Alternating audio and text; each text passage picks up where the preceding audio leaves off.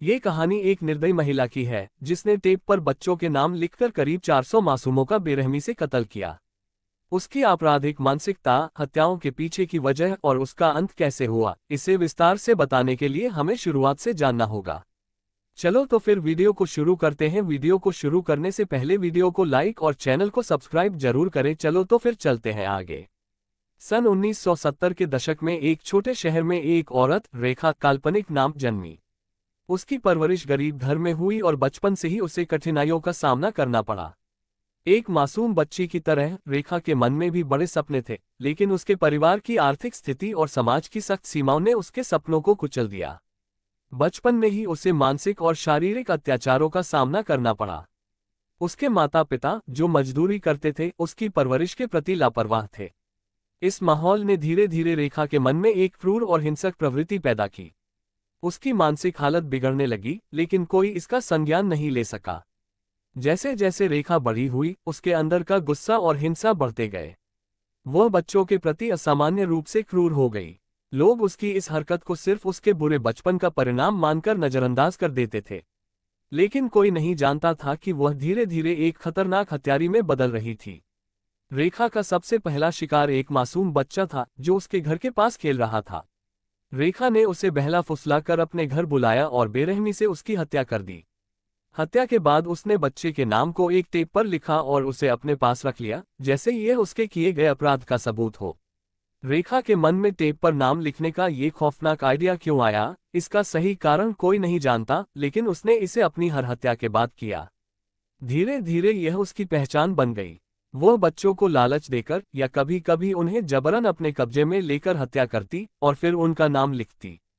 Tape पर नाम लिखने का मतलब उसके लिए उस मासूम की जिंदगी को खत्म करना होता था।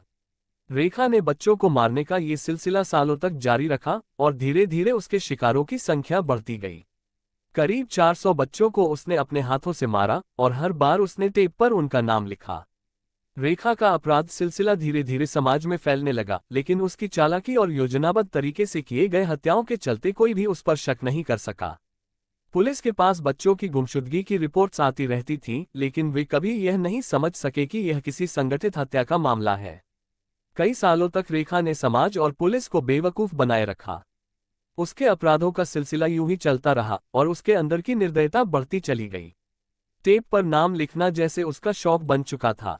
रेखा का अपराध तब तक चलता रहा जब तक एक दिन एक बच्चे की हत्या के बाद उसके परिवार ने उस पर शक जताया। ये शक पुलिस तक पहुंचा और उन्होंने रेखा की गहराई से जांच शुरू की। जांच के दौरान पुलिस ने उसके घर से दर्जनों टेप बरामद की, जिन पर मासूम बच्चों के नाम लिखे हुए थे। ये टेप ही रेखा के अपराध की सबसे बड़ी गवाही बन गईं। पुलिस ने जब उसे गिरफ्तार किया तब उसने अपने अपराध को स्वीकार किया। उसकी गिरफ्तारी के बाद पूरा देश सख्ते में आ गया। 400 से अधिक मासूमों की हत्या का मामला पूरे देश के लिए एक भयानक और दर्दनाक घटना बन गया। रेखा की गिरफ्तारी के बाद मीडिया ने इस खबर को प्रमुखता से दिखाया। समाज के हर वर्ग में इसके खिलाफ भारी गुस्सा था। मासूम बच्चों की निर्दयी हत्या ने पूरे देश को हिलाकर रख दिया। लोग रेखा के लिए कड़ी से कड़ी सजा की मांग करने लगे। उस पर जब मुकदमा चला तो अदालत में उसने बताया कि वह अपने बचपन में हुए अत्याचारों के चलते मानसिक रूप से विक्षिप्त हो गई थी, लेकिन कोर्ट ने इस तर्क को खारिज कर दिया और उसे दोषी करार दिया। रेखा को फांसी की सजा सुनाई गई। उसके अपराधों की विभीषिका को देखते हुए अदालत ने यह निर्णय लिया कि वह समाज के लिए एक गंभीर खतरा है और उसे जीवित रखने का कोई औचित्य नहीं है। उसकी सजा ने समाज को एक बड़ा संदेश दिया कि किसी भी निर्दयी अपराधी को कानून से बख्शा नहीं जा सकता।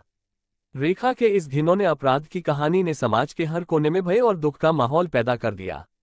उसकी कहानी एक चेतावनी के रूप में सामने आई कि बच्चों के खिलाफ होने वाले अपराधों को गंभीरता से लिया जाना चाहिए। रेखा की यह कहानी न केवल एक खौफनाक अपराधी की है, बल्कि यह समाज की अनदेखी और उदासीनता की भी कहानी है। अगर शुरुआत में ही रेखा की मानसिक स्थिति को समझा जाता और उस पर ध्यान दिया जाता, तो शायद इतने मासूमों की जान बचाई जा सकती थी। ये घटना ये भी दर्शाती है कि समाज को सतर्क रहना चाहिए और बच्चों की सुरक्षा को सर्वोच्च प्राथमिकता देनी चाहिए। रेखा जैसे अपराधी किसी भी समाज के लिए एक गंभीर खतरा होते हैं और उन्हें जल्द से जल्द पकड़कर कानून के दायरे में लाया जाना चाहिए। इस कहानी के जरिए एक बड़ा संदेश ये भी है कि बच्चों की सुरक्षा केवल परिवार की नहीं, बल्कि पूरे समाज की जिम्मेदारी है। यदि हम समाज के रूप में बच्चों की सुरक्षा सुनिश्चित करने के प्रति अधिक सजग हो जाते हैं, तो शायद रेखा जैसे अपराधियों का अंत पहले ही हो सकता है। इसी के साथ दोस्तों मुझे दीजिए इजाजत। ये कहानी आपको अच्छी लगी हो तो वॉइस मुकेश चैनल को लाइक और चैनल को सब्सक्राइब जरूर करें। मैं मिलता हूं आपसे किसी अगले वीडियो में, तब तक के लिए जय हिंद जय भारत। अंत तक बने रहने के लिए आपका तहे दिल से धन्यवाद।